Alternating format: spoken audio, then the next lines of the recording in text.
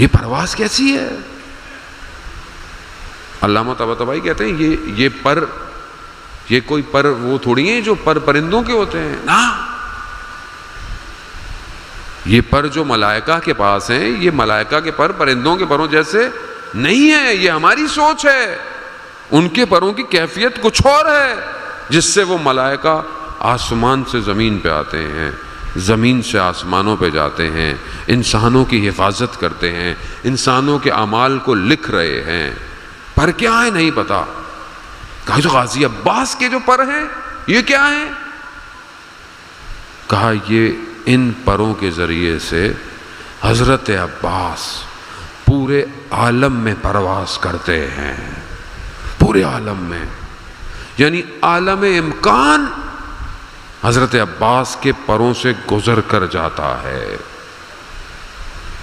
تبھی تو آپ حضرت عباس کو کہیں بھی پکاریں، یا کاشف الکرب عن وجہ الحسین اکشف کربی بحق اخیک الحسین۔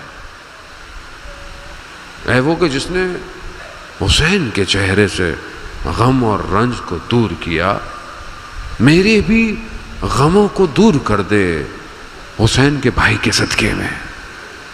کیا مجرب عمل ہے، 133 دفعہ اگر اسے پڑھا جائے، اللہ اکبر۔ یا کاشف الکرب عن وجہ الحسین، حسین کو ناز کتنا ہے عباس پر۔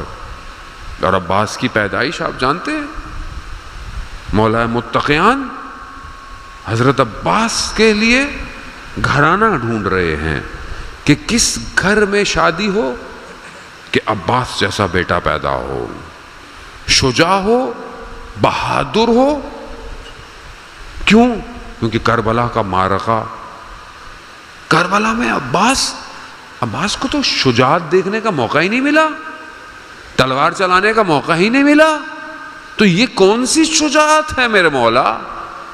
کہا یہ وہ شجاعت ہے جو شجاع ترین شخص ہو وہ اپنے ہاتھوں کو، اپنی نگاہوں کو اپنے امام کے آگے جھکائے رکھے۔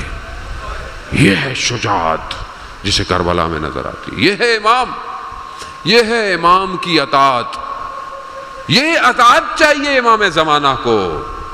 یہ ہر وقت علم کو اٹھانا اس بات کی عہد ہے کہ عباس کا جو علم اٹھا رہے ہو نا، عباس جیسی وفا مانگو عباس سے۔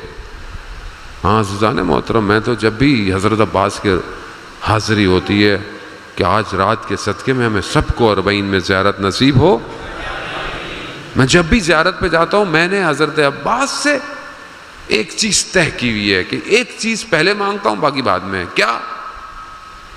اور یہ یقیناً ان کا کرم ہے کہ جنہوں نے میرے دل میں یہ دعا ڈالی ہے۔ کیا؟ ذری کو پکڑ کے یہی کہتا ہوں، یا غازی عباس، میرے تو نام میں بھی عباس ہے۔